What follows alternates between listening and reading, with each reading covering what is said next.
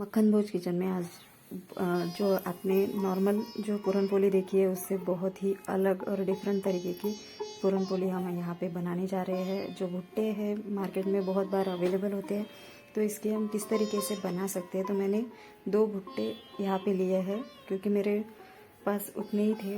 इस तरीके से हमने लाए तो बहुत सारे थे पर उतने बचे थे, तो मैंने क्यों ना सोचा कि इसमें पूरन पोली ही बनाया जाए। तो मुझे लगा कम ही बनेगा, पर यहाँ पे दाने भी बहुत अच्छे तरीके से बड़े से बाउल में निकले। और यहाँ पे जो छिलका है उसे हमने अच्छे तरीके से जो है और एक बार पानी थोड़ा सा डालकर मिक्सी में ग्राइंड कर लेना है, जैसे कि ढेर सारा जो आपको इसका जूस है वो मिल जाए। तो यहाँ पे नॉन स्टिक पैन मैंने यूज़ किया है। अगर आपके पास नॉर्मल है तो आप घी का इस्तेमाल ज़रूर कीजिए। तो मैंने यहाँ पे उसी लिए आपको दिखाने के लिए किया, बट नॉन स्टिक में आपको नहीं भी किया तो भी चलेगा। तो भी इसका क्योंकि यहाँ पे चिपकता नहीं, यही इसकी बात है बस। नहीं तो इसमें ऑलरेडी एक अलग ही टेस्ट होती है जो बहुत बेहतर होती है नॉर्मल जो पूरन पोली से।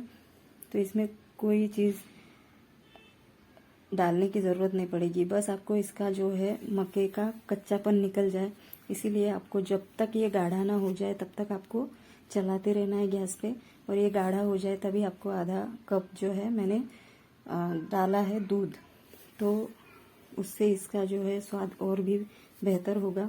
और 4 चम्मच हमने यहाँ पे शक्कर ली है, फिर भी मैंने कप यूज़ किया है, तब भी 4 चम्मच मतलब ये ज़्यादा होगी।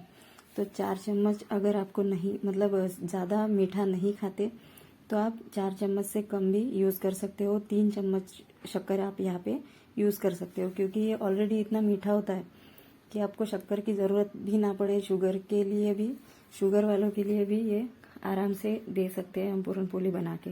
तो उनके लिए तो ये बहुत ही नेचुरली होगा। तो 1 पिंच हमें डाल देना है नमक। और अब देखिए पैन छोड़ने लगा है, तो उसी स्टेज पे हम जायफल डाल के इसे मिक्स कर लेंगे। और अब हमारा जितना ये बैटर गाढ़ा होगा या पैन छोड़ने लगेगा, उसी स्टेज पे हम इसको बंद कर देंगे। तो मतलब पहले भी हमें थोड़ा सा गाढ़ा बना लेना है, और दूध और शक्कर मिक्स करने के बाद भी हमें इतना ही गाढ़ा बनाना है। तो हमारा पूरन हो गया रेडी। अब हम लेंगे 1 कटोरी आटा, आधी कटोरी मैदा।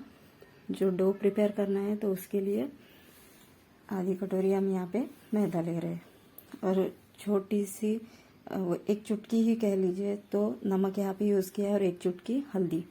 तो इसे बस हल्के हल्के हाथ से मैं गूँथूंगी जैसे हमें पूरन पोली बनाने के लिए चाहिए। तो बिल्कुल भी टाइट आटा मत गूँथिए, और इसे हल्के हल्के हाथ से गूँथ के वैसे ही छोड़ दीजिए। थोड़ा सा ऑयल लगा के मैक्सिमम 20 से 25 मिनट के लिए आप ऑयल लगा के इसे रेस्ट के लिए छोड़ दीजिए। तो ये बहुत ही बढ़िया बनके तैयार होगा आटा, ना ही चिपकेगा, और हमें जितना सॉफ्ट चाहिए उतना ही। आप देख सकते हो इसका टेक्सचर कैसे आया है। तो बिल्कुल सॉफ्ट ये आटा है, हाथ लगाने पर भी ये सिकुड़ रहा है। तो मतलब इस तरीके से हम इसे रेस्ट के लिए छोड़ देंगे। और अब ये जो पूरन था वो हमने एक टिन में निकाल लिया है। तो इस तरीके से मैं इसकी पूरन पोलियाँ बना लूँगी। और कलर देख रहे हो, बिल्कुल नॉर्मल पूरन पोली लग रही है और पूरन लग रहा है।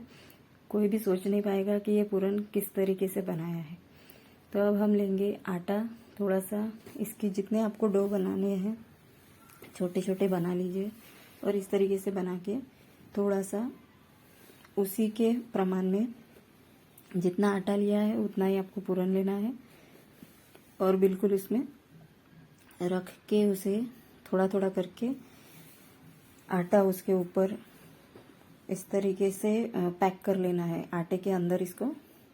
और पैक करने के बाद इसे हल्के हल्के हाथ से थोड़ा सा ड्राई आटा स्प्रेड करके इसे हम कंटिन्यूसली स्प्रेड करते जाएंगे। हल्के हल्के हाथ से ही स्प्रेड करना है जब तक कि इसकी जो लेयर है पतली नहीं हो जाती।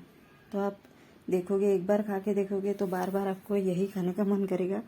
पर ये सीज़न में बहुत ही सस्ते होते हैं, अदरवाइज़ आपको ये महंगे ही मिलते हैं। और इसकी जो टेस्ट है इसी सीज़न में बहुत ही बढ़िया होती है। जब तक गणेश जी और जो ये फेस्टिवल्स रहते हैं तभी तक इसकी जो टेस्ट है बहुत बेहतर होती है, नहीं तो ये थोड़े से और ड्राई होने लगते हैं और कोई खरीदता भी नहीं। तो इस तरीके से अभी इसकी जो लेयर है पतली हो गई है। अब देखिए इसी स्टेज पे हम बहुत टाइम से तवा यहाँ पे गर्म हो रहा था तो मैंने और एक बार यहाँ पे घी स्प्रेड करके पूरन पोली को डाल लेना है। अगर तवा ज़्यादा गर्म हो गया है तो आप बंद भी कर सकते हो और थोड़ा सा नॉर्मल तवे पे ही इसे डाल दीजिए, क्योंकि ये जितना लो फ्लेम पे बनाओगे, लो फ्लेम पे ही इसे आपको सेकना है, उतनी ही खस्ता और बहुत ही आपको अगर बहुत क्रिस्पी चाहिए तो ऊपर की लेयर बहुत ही क्रिस्पी बनेगी और बहुत ही अच्छी लगेगी ये खाने में तो बहुत ही लाजवाब लगती है। पर जैसे आपको मतलब जितना अच्छा आप बनाते जाओगे, दोनों तरफ से बहुत ही अच्छे से सेकोगे तो ये पूरन पोली बहुत ही बेहतर होगी और आपको आपकी तारीफ करते नहीं थकेगा कोई।